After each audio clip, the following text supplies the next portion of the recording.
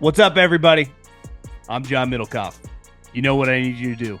Subscribe to our YouTube channel. We got content for days reacting to every NFL game all the time, every single day. Subscribe, like the videos.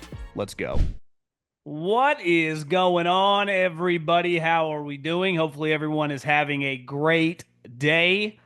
The game plan today is to do a little podcast. Mike McCarthy, is his NFL coaching career over? Some other stuff floating around out there, little things I want to hit around the NFL, whether it comes to ad space during the Super Bowl, Greg Olson making some comments about not being able to do the Super Bowl as he once did, the Giants, and then a little hot seat when it comes to a certain coach that hasn't even coached the game yet. But we got a lot going on. I think the plan is we're going to take a couple days just to relax, be around our family. It's been a busy couple months. So this will be the last podcast of the week. We'll be back dominating, full speed ahead, pedal to the metal during Super Bowl week. But as of Thursday, going to take a couple days. I just got some life things I need to take care of. So probably the last podcast of the week. You never know. I mean, crazy things, news, fluid sport. Things can happen, but that is the game plan as of right now. But before we dive into Mike, can I tell you about my friends, my partners, and the official ticketing app of this podcast, Game Time? Do you want to go to a game? There are so many events going on. Obviously, NBA, you have college basketball, you have spring training right around the corner. Let me make a plea for spring training. I had never been to spring training. My parents used to go a lot. To get out of Northern California in March, come down to Arizona, and they used to rave about it. And everyone I knew was like, it's so much fun. And then now living here, going to games. Last year I went to the Dodgers out in Glendale. You got the Cubs, you got the Giants, Florida as well. I've never been there. Well, I've seen it because in Tampa they have the where the Yankees play. And I remember walking by it when I scouted a game. But I would highly recommend it. And to get tickets to any venue, any team, price points. It's so easy to use. So take the guesswork out of buying tickets with Game Time. Download the Game Time app, create an account. Use the code JOHN, J-O-H-N, for $20 off your first purchase. Terms apply again. Create an account, redeem the code JOHN for $20 off. Download the Game Time app today. Last minute tickets, lowest prices guaranteed. I saw a headline last night that Mike McCarthy had removed himself from the Saints, aka he knew he wasn't going to get the job and said, I'm going to sit this year out. And do you know what's crazy about Mike is, and I would say this about any football coach, is the power of perception. And once perception becomes your reality, it is really, really hard to shake that. And the NFL has a lot of parallels, like with high school, in terms of the drama and how everyone kind of knows each other, everyone talks, and things make the rounds very, very quickly. This is not like some gigantic city where one guy on one side of the city has no clue what's going on 7 blocks away. Everyone in the NFL, whether they actually know the truth or not, believes they have a pretty good idea of what's going on. I can text probably 3 or 4 GMs or a ton of college scouting directors with different takes going on around the NFL, and all of them would give me their angle, their opinion, which would be based on what they're hearing. And that's the way the NFL works. Like, why is Bill Belichick last year get shut out with Atlanta? And this year it looked pretty clear, like, yeah, teams aren't going to be that interested because this negative perception surrounding him that he's just a big curmudgeon and a power-hungry guy. Now, in fairness, he went to college partly because he loves having power and he gets to be the boss. So he kind of validated what everyone thought. Look at Cliff Kingsbury a couple years ago, and I feel like I'm always beating up on Cliff. I do respect the hell out of Cliff in terms of work ethic, for how much players like him and how much people in the league like him. But, you know, from a coaching standpoint, I saw him be a head coach, and it wasn't really his cup of tea. Just like it's like a lot of guys can be over their head. Dennis Allen, excellent defensive coordinator, awful head coach. Eberflus, no business being a head coach. Good defensive coach. Robert Saleh, I would put in that bucket as well. And we've talked about this forever. There's nothing wrong with being a number 2 in the NFL. It pays a lot. I mean, on the low end, you're a W-2 employee making like $2 million. And if you get enough buzz and you get enough momentum, you can make like $4.5 to $5 million. I mean, Liam Cohen 5 years ago was an assistant wide receiver coach, an assistant wide receiver coach. It'd be like, yeah, I'm an assistant sales manager that just does some administrative work. And then 5 years later, it's like, yeah, I'm the CEO. I was making 70 grand. Now I make $3 million. That's Liam Cohen a couple years ago was probably making under $100,000. And now he's making 11, $12 million.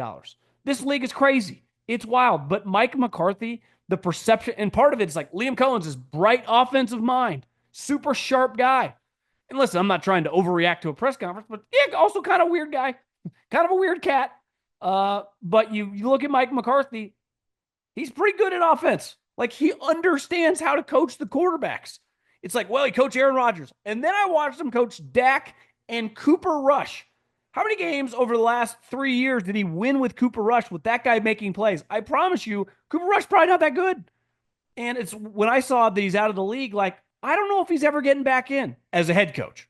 I do think he has a lot of value as an offensive coordinator.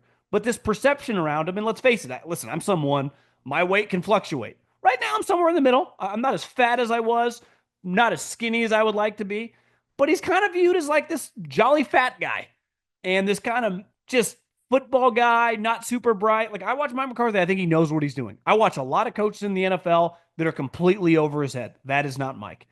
And he has got this, I would say, situation around him now where I think it's going to be really hard to shake. And if I was a betting man, I don't think he's ever going to be a head coach in the NFL again. I really don't. Now, you can say time sometimes helps you gain momentum, especially in the business of football. A head coach, you step away. I saw Mike do that. And then he got the Cowboys job, and it turned out he was immediately lying. Like he had made up that he had watched remember the Cowboys tapes. And you watch some of these guys, like I think being fat and chubby hurts them because Cliff Kingsbury looks really, really good. Also good at coaching quarterbacks, has never proven that he can be a head coach. Like Mike now has a long resume. It's like, well, he failed in Dallas. He went 3 straight years winning 12 games. He won a playoff game. Now he lost a couple home playoff games. I agree. A lot of people lose a lot of playoff games. When's the last time Mike Tomlin won a playoff game?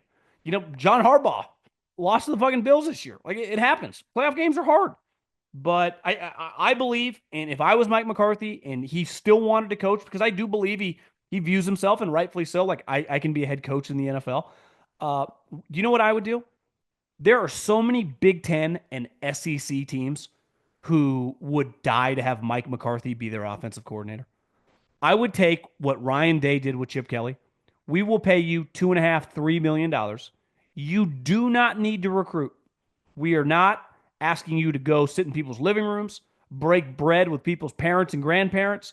You are not going to hit the high school circuit. We want you to do one thing and one thing only: coach offense, specifically our quarterbacks, and score points. I'm watching Wisconsin, an area where he used to live for a long time. That offense is a joke. If I was Luke Fickell, the first phone call I would have made when I saw that headline is, hey, Mike, you want to be my offensive coordinator?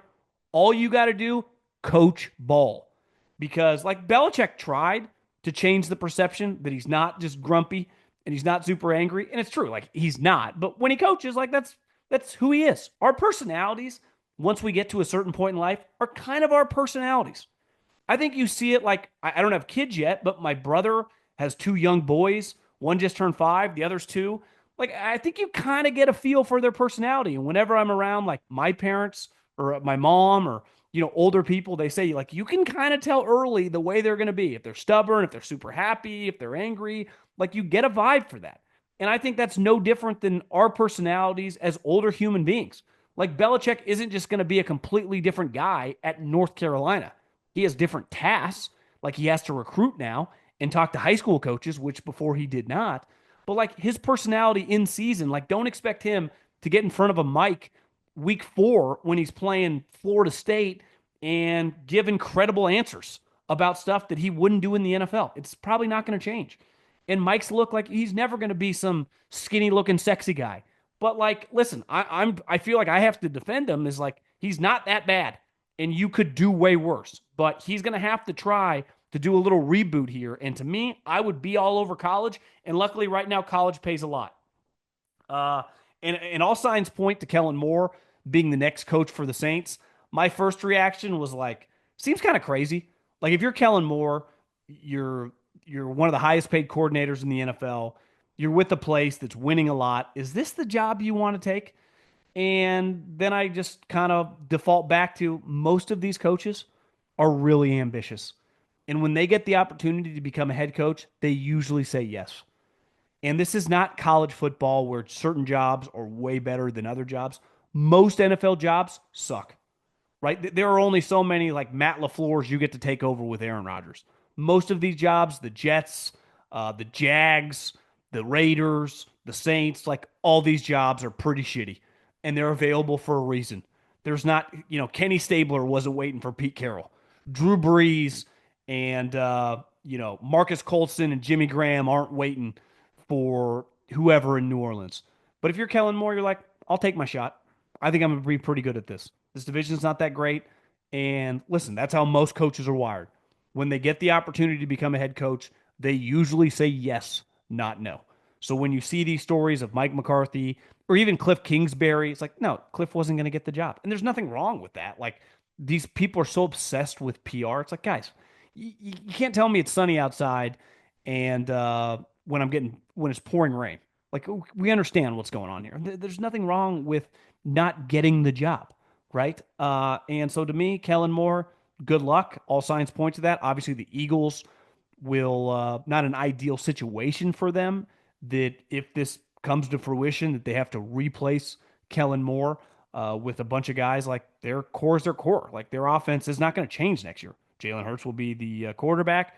Mulatto will be the left tackle. Lane Johnson will be the right tackle, assuming he doesn't retire. Landon Dickerson, Cam Jurgens, AJ Brown, Devontae Smith, Dallas Goedert, Saquon Barkley, like their team's their team. So you talk about if I was an offensive coordinator and Kellen does take this job, or an ambitious quarterback coach or run game coordinator, I would be begging Howie for that job because you talk about that would be the second coordinator now in 3 years to become a head coach from that operation. And I would say a 50-50 chance if you take over the Kellen Moore and you have similar success, next year you win 12, 13 games, you're in the playoffs, and your offense is scoring some points, you will be interviewing everywhere. This ain't the little itty bitty tiny bowl. This is the Super Bowl 59. Get in on the action at DraftKings Sportsbook, an official sports betting partner of Super Bowl 59. Scoring touchdowns is key to hosting the Vince Lombardi Trophy, and you have a shot to score big by betting on them at DraftKings Sportsbook, the number one place to bet touchdowns. Ready to place your first bet? Try betting on something simple like a player to score a TD. Go to DraftKings Sportsbook app and make your pick. New DraftKings customers can bet $5 to get 200 in bonus bets instantly. Download the DraftKings Sportsbook app and use the code JOHN. That's code JOHN for new customers to get 200 in bonus bets instantly when you bet just $5. Only on the DraftKings Sportsbook app. The crown is yours. Fox says that they are getting $8 million for Super Bowl ads that are 30 seconds long. So it is very, very expensive to buy a Super Bowl ad. I think last year it was close to $7 million. So you factor in inflation. My overall take with this is if I was now, I think one thing you've noticed the Super Bowl ads the last, I would say, I don't know, half decade, it's a lot of tech companies and some companies you have never heard of. The day and age of just now, when I was a kid, the Budweisers, the McDonald's, the traditional advertising companies on television have been dwarfed by some of these companies that you've never even heard of that have way more money than quote unquote the traditional 1990s Fortune 500 companies. I understand some of these companies have so much money it doesn't matter. I don't think like if I was in the room, I'd go, hey, listen, I'm a consumer first. I don't think we need to waste $8 million on a commercial because the consumer now, when it goes off, when the game goes to commercial, we no longer wait and go, I wonder what the commercials are going to be during the Super Bowl. That was a huge deal. Anyone my age or older knows that if you watched the Super Bowl in the 90s, waiting for the commercials was equally as big as the game. Like, I wonder what Doritos is going to do. I wonder what Budweiser is going to do. And when they did something, it really mattered. Nowadays, it doesn't. because you know what the consumer does on his couch? Even if he's watching with 20 other people, 15 of them grab their phone and go right to it. Go to Twitter, go to Instagram, go to whatever app you're using, TikTok. I think you are better off spending some money if you do want to go viral and try to go viral that way through retweets, through reposts, because I just don't see, like, if I was a company that was on the fence, like, we don't just have $8 million to throw away. Is this worth it? I would say 100% no way. No chance. We don't consume the product the same way. Like when I was at Michael Ewing's house in 1996 watching Cowboys Steelers or watching Brett Favre take on the Denver Broncos. We had like 4 straight years. I remember being in like junior high having Super Bowl parties, and we were glued when it went to commercial. There is no chance you could find a 15-year-old, a 25-year-old, a 40-year-old that when the game, when they go for 3 minutes of commercials, doesn't immediately grab their iPhone. I promise you that. I mean, just think how we all act right now. Greg Olson said that not being part of the Super Bowl broadcast and not calling Super Bowls sucks, and that he aspires and plans on doing the big games again. And listen, if you were in his shoes, clearly you were pretty good at your job and you were making $10 million, and then you got demoted to the second chair, not the second chair, but like the second game, right? Tom got elevated to the number one game, and you went from $10 million to $3 million. So any human being would be pretty rattled with that. My take has always been one, most of these broadcasters, like, it's clear when a guy really sucks. Remember Monday Night Football 3 or 4 years ago? It was like unwatchable. You're like, this cannot continue. So having Aikman, Collinsworth, Tony, I think has gotten back to being good again. It makes for an easy watch. But we're watching these games, whether basically I'm calling them, whether you're calling them, whether Troy Aikman's calling them. This is not a podcast, right? If you just threw for the next month, Joe Rogan's like, I'm taking a vacation. Middlekauff, this other bald guy, John Middlekauff, is going to fill in for me. And I just filled in. There is no way the listens would be the same. They would diminish greatly. It's like, who's this Middlekauff guy talking to Elon? Who's this guy talking to Theo Vaughn? Who's this guy pretending he knows MMA? It would not work, because when you listen to Joe Rogan, when you listen to this podcast, you come for me. I come for him. I come from whatever I listen to. And in these games, like, I'm there because the Eagles are taking on the Commanders. Whether it's Tom Brady, whether it's Greg Olson, whether it's whoever. And obviously, these guys, like, you want someone to be good at the job. Most of these people that run these companies are obsessed with the internet. So they're always reading, like, what some overweight loser critic is saying with some newspaper. And listen, we're all critics in a certain to a certain extent when we're watching something. We all have opinions, but ultimately, whether I think Tom Brady's overrated or not, and I don't even think, yeah, probably properly rated. He's not very good. I'm watching his games no matter what because he's typically calling the best game. So I think Greg Olson's kind of in a tough spot. Like in these positions, a lot of times it has to do with fame.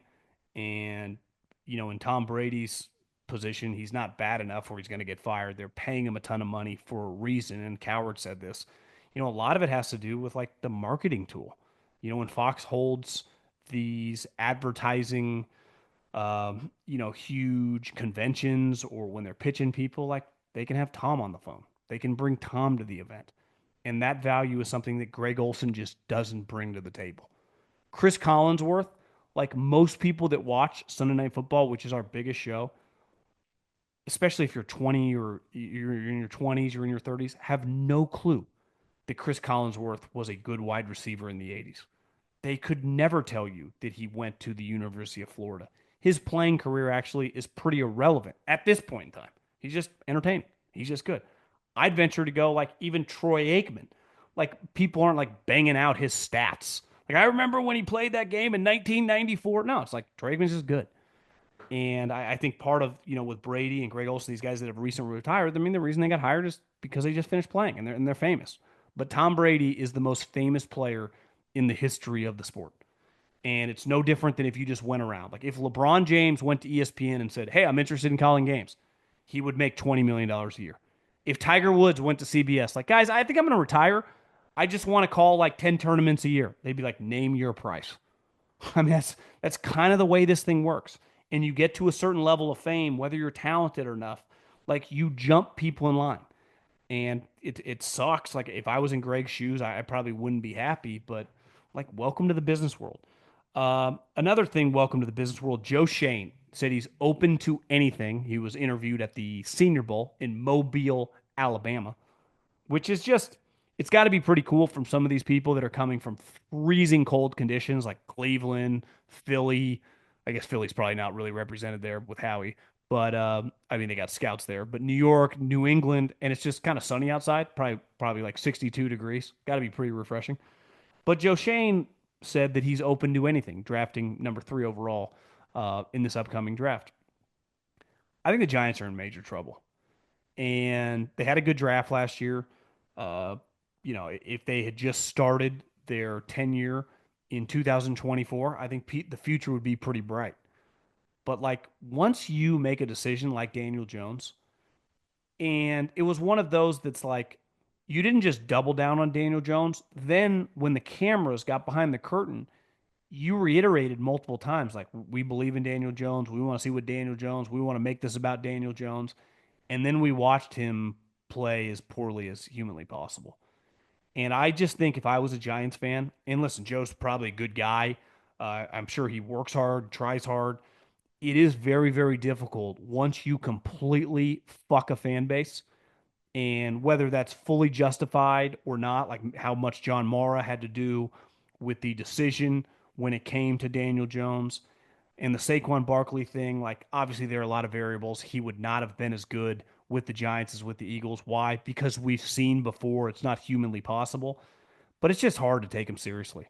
And I understand where fans goes like, can this just experiment be over? Because this guy is going to have the power to draft a quarterback when next year we probably win at most 6 games. It's not out of the realm possibility we win 4 or 5 again, and then everyone's fired and we're just starting over. That does not feel like a lot of fun. Let's get to my friends at Louisiana Hot Sauce, because it's that time of the week where we dive into a coach, a player, maybe even a team that is really, really hot. And today, this has to do with a guy that might already be on the hot seat. This is presented by our friends at Louisiana Hot Sauce.